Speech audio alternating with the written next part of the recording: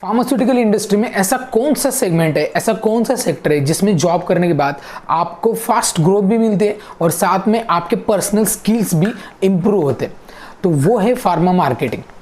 अब देखिए, pharma marketing में ग्रोथ है, सारी चीज़ें यहाँ पे आपको टारगेट है, करने के बाद इंसेंटिव मिलता है, आपको पेमेंट भी आपका इंक्रीज होता है, फिर साथ में प्रमोशन भी होती है। आप कोई भी जॉब स्टार्ट करते हो ना, अगर आपको उस जॉब के की पॉइंट्स मालूम हो गए तो आप उस जॉब को बहुत ईजी तरीके से कर सकते हो। तो इसके लिए जो लोग फार्मा मार्केटिंग करना चाहते हैं और जो फास्ट ग्रोथ करना चाहते हैं, उन सभी लोगों के लिए ये वीडियो।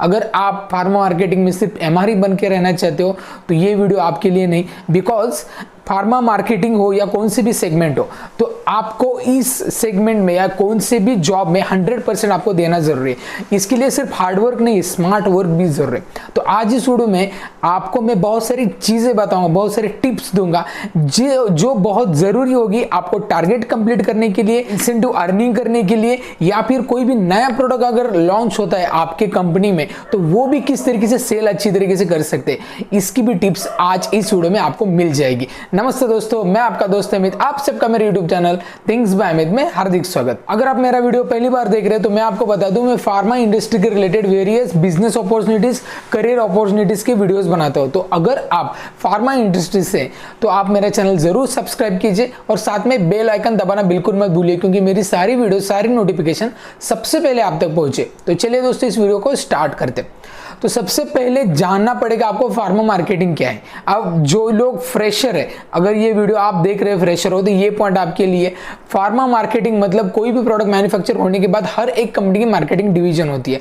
ऐसे ही फार्मा इंडस्ट्री की फार्मा मार्केटिंग एक डिवीजन है, फार्मा सेल्स अलग है, फार्मा मार्केटिंग है। नेक्स्ट पॉइंट में मैं आपको एक इंफ्रास्ट्रक्चर बताऊंगा, फार्मा मार्केटिंग किस तरीके से, कंपनी की डिजाइनिंग किस तरीके से होती है। तो फार्मा मार्केटिंग में कंपनी अपने प्रोडक्ट जो भी मार्केट में लॉन्च होती है वो अलग अलग डॉक्टर्स को कॉल करके प्रोडक्ट प्रेजेंट करने के बाद वो प्रिस्क्राइब करते हैं और उस तरीके से सेल होता है, डिस्ट्रीब्यूटर टू रिटेलर, और जब डॉक्टर प्रिस्क्रिप्शन देता है तो रिटेलर से कस्टमर तक। फार्मा मार्केटिंग में सबसे जरूरी है आपकी sales skill, communication skill, confidence and product knowledge. Pharma marketing में अपॉर्चुनिटीज बहुत है। प्रमोशन होगा तो एरिया बिजनेस मैनेजर बनोगे। अगर आपने टारगेट कंप्लीट किया तो टारगेट पे भी आपको एडिशनल बेनिफिट मिलेगा, साथ में इंसेंटिव भी आपने कवर किया, एडिशनल इंसेंटिव भी मिलेगा। अब ये अपॉर्चुनिटीज है, लेकिन इससे पहले जानते हैं कि फार्मा मार्केटिंग एक्चुअली चलती कैसे। स्ट्रक्चर में पहले तो ओनर आता है कंपनी का, उसके बाद सीईओ, चीफ एग्जीक्यूटिव ऑफिसर, फिर वीपी। अब वीपी के बाद नेक्स्ट स्टेप है एक सेल्स डिपार्टमेंट अलग और मार्केटिंग डिपार्टमेंट अलग। हम बात करें सेल्स डिपार्टमेंट की, अब मार्केटिंग डिपार्टमेंट भी अलग होता है। सेल्स में जनरल मैनेजर होते हैं जो सेल्स के लिए अलग रहते हैं, मार्केटिंग के लिए अलग रहते हैं। कई कबार कंपनी में ना एक भी हो सकता है अगर कंपनी छोटी होगी तो। अब मार्केटिंग जो है सेगमेंट, वहां पे marketing manager, group marketing manager and product manager ये मिलेंगे आपको। और ये मार्केटिंग के लोग क्या करते हैं कि आपको प्रोडक्ट देते हैं, प्रोडक्ट देने के लिए आपको क्या क्या चाहिए ये सारी चीजें वो देते हैं आपको। आपका काम है सेल्स करना। सेल्स, अब सेल्स में क्या रहता है, जनरल मैनेजर के बाद नेशनल सेल्स मैनेजर, फिर सेल्स मैनेजर, फिर जोनल मैनेजर जो एक स्टेट वाइज होते हैं, इसके बाद रीजनल सेल्स मैनेजर, फिर रीजनल मैनेजर, फिर area business manager and then medical representative. ये मोस्ट ऑफ द कंपनीज की इस तरीके से स्ट्रक्चर होती है। तो आपको ये बताने का मतलब यही है कि सेल आप अकेले नहीं कर रहे हो, आपको पूरी टीम सपोर्ट कर रही है। ओनर से लेके एरिया बिजनेस मैनेजर तक सारी स्ट्रेटेजी प्लान किए हुए होती है।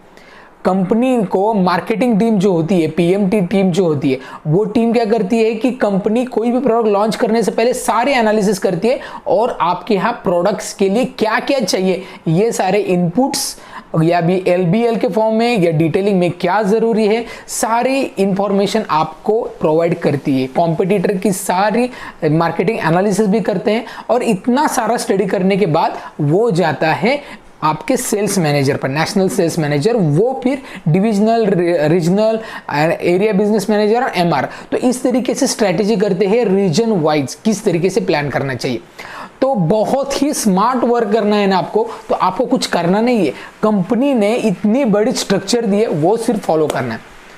बहुत सारे लोग इसको फॉलो नहीं करते। अब फॉलो करना है मतलब इजी है क्या? बिल्कुल इजी है, लेकिन लोगों को बहुत डिफिकल्ट लगता है। अब देखिए एकदम छोटी छोटी चीज़ों से सीखेंगे।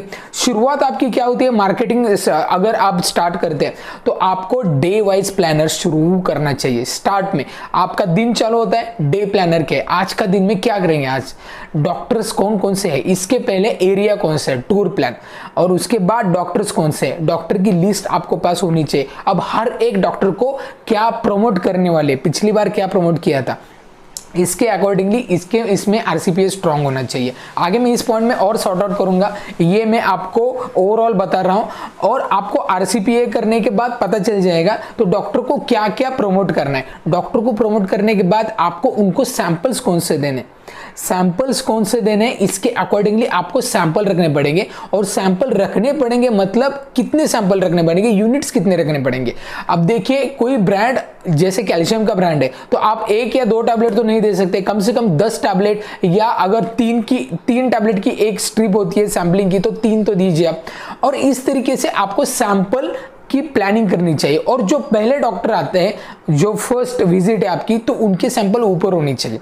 इसका मतलब ये नहीं कि आप सैंपल है कि सारी चीजें आपने सैंपल में डाल, सैंपल भर लिया मैंने, भर लिया बस हो गया, ऐसा नहीं करना है। सैंपल भर लिया मतलब क्या, आपको इंप्लीमेंट भी वो करना है ना। अब डॉक्टर के पास जाने के बाद आप सैंपल ढूंढ लोगे, इधर गिरेगा उधर गिरेगा सैंपल, कोई एरिया बिजनेस मैनेजर साथ में होगा तो इधर उसके पैर में गिर जाएगा, फिर आप ले लेंगे, फिर बोलेंगे, कभी कभार सैंपल मिलता भी नहीं कि डॉक्टर को क्या बोलते, sorry sir next time sample दे दूंगा।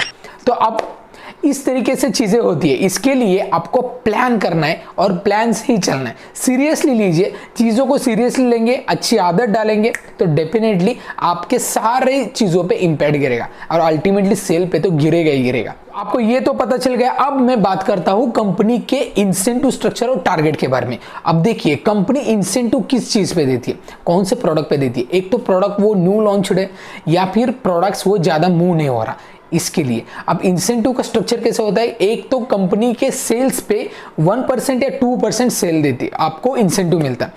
इसका मतलब ये है कि आपको कई बार मैनेजर आपके बोलते होंगे कि आप मुझे 50 स्ट्रिप ये सेल करके दो और 500 रुपए एडिशनल ले लो, इस तरीके से बोलते होंगे। आपको कैलकुलेशन पता नहीं चलेगा, लेकिन ये क्या होता है 1%, 2%, इवन 5% मैक्सिमम कंपनी देती भी है। जब प्रोडक्ट्स चलते नहीं है या फिर मूव नहीं हो रहे या बहुत महंगे हैं तो अब इसके बाद होता है। एक्चुअली ये कंपनी टू कंपनी डिफर रहता है। और टारगेट क्या होता है, टारगेट आपको दिया होता है एक टारगेट मिनिमम 1 लाख का टारगेट आप समझ लीजिए और उसमें अचीवमेंट होती है। अब अचीवमेंट मतलब क्या है, आपने की बहुत सारे लोग बोलते हैं कि मैंने इस साल 110% अचीवमेंट की, मैंने इस साल 150% अचीवमेंट की। तो आप अगर नए हो तो आप सोचेंगे ये अचीवमेंट होती क्या है। तो अचीवमेंट मतलब अलग कुछ नहीं है। अचीवमेंट मतलब 1 लाख अगर टारगेट है और आपने 1 लाख किया तो 100% अचीवमेंट। अगर 1 लाख से 2 लाख आपने किया तो आपकी 200% अचीवमेंट। लेकिन 1 लाख से 1.5 लाख आपने टारगेट किया तो 150% अचीवमेंट। इस तरीके से कैलकुलेट होती है। तो ये आपको पहले ही समझ लेना चाहिए। इसके बाद नेक्स्ट स्टेप है प्रोडक्ट्स के टारगेट आपको मालूम होनी चाहिए, कौन से प्रोडक्ट पे कितना टारगेट है और कौन से प्रोडक्ट्स पे कितना इंसेंटिव है।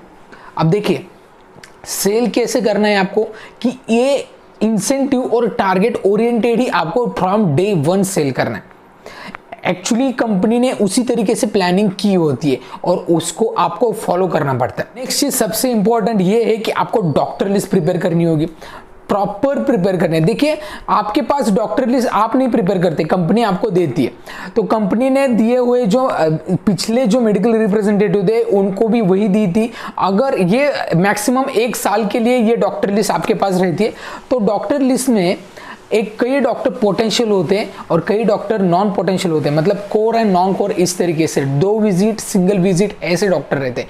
तो ये आइडेंटिफाई बहुत जरूरी है करना कि कंपनी ने दी हुई लिस्ट क्या होती है। कई कबार एक डॉक्टर कैल्शियम का ब्रांड बहुत अच्छा लिख रहा था लेकिन कंपनी का वो ब्रांड नहीं लिख रहा है। इसका मतलब क्या है, आपको दूसरा ब्रांड मूव करना चाहिए।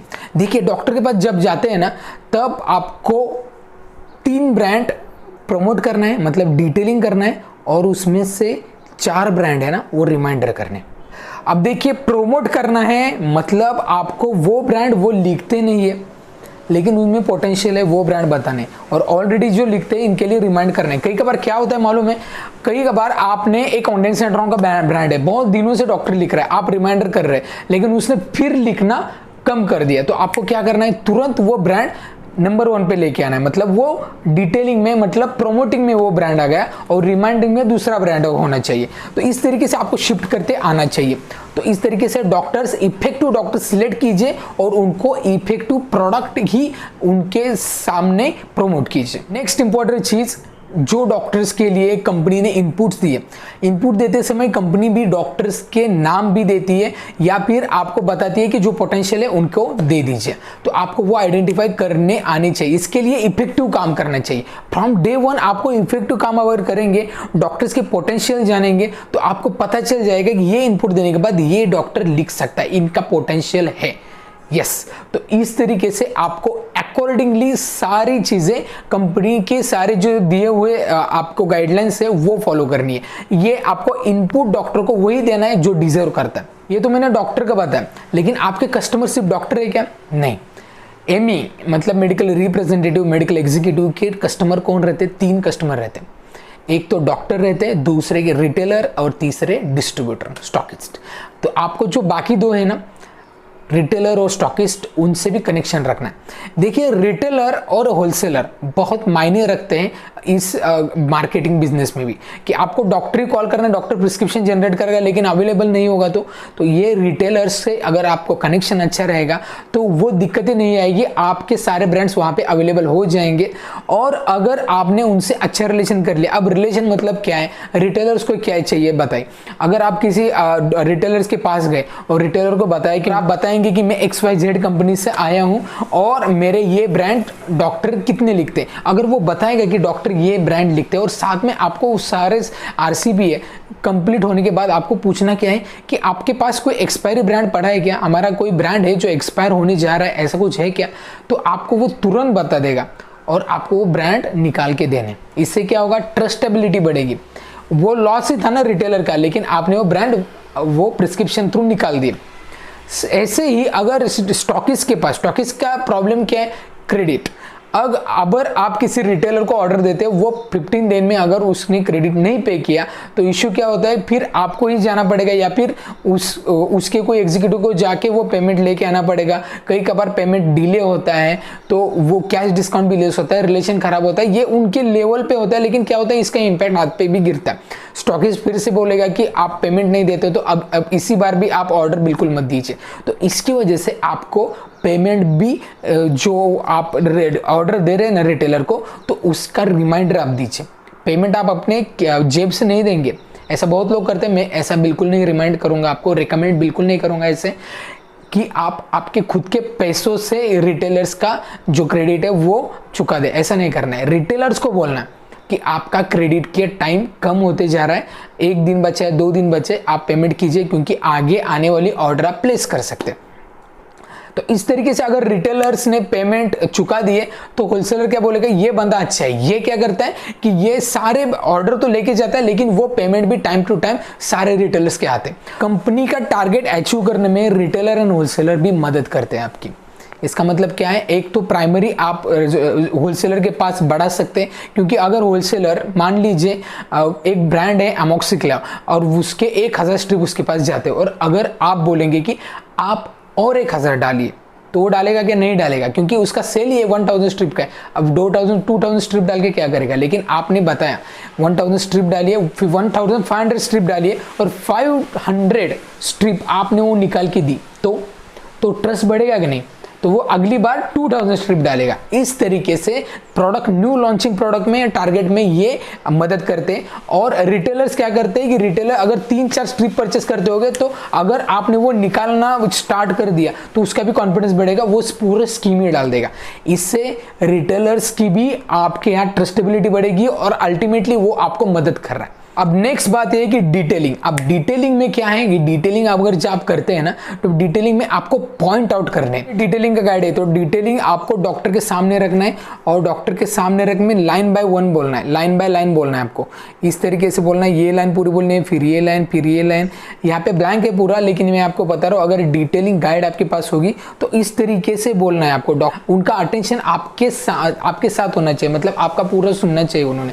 और साथ में जो LBL होते हैं, लीव बिहाइंड एंड लिबलेट, उनके हाईलाइटिंग पॉइंट, यूएसपी पॉइंट भी आपको मालूम होने चाहिए, उतने ही आपको बताने। मेक इट सिंपल, क्योंकि यूएसपी कई कबार कॉम्प्लिकेटेड होते हैं। Next step AFTB, ask for the business. कई MR ये नहीं करते। क्या करना है उनको कि आपको AFTB करनी, आपने डिटेलिंग कंप्लीट कर लिया, LBL भी बता लिया, आपने सारे ब्रांड प्रमोट कर लिए, रिमाइंडर भी कर लिए, and next ask for the business. मान लीजिए आपने अमोक्सिक्लाव का डिटेलिंग कर लिया, उसके बाद आपको क्या बोलना है, कहना है expect 2 to 3 strips per day from my brand sir.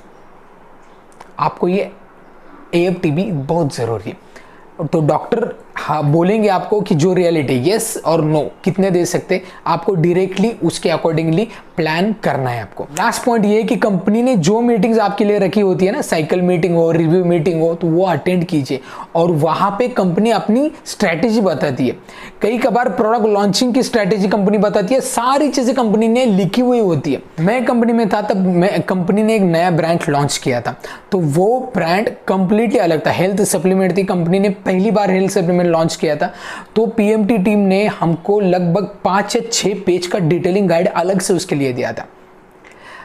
तो सारी चीजें कंपनी ने बहुत अच्छी तरीके से स्ट्रेटेजी की थी, मैंने वही फॉलो किया and from second day sale generate हुआ। यस, क्योंकि आप में वो कॉन्फिडेंस अगर आता है ना, जो कंपनी आपको देती है, तो आपको वो सिर्फ फॉरवर्ड करना है।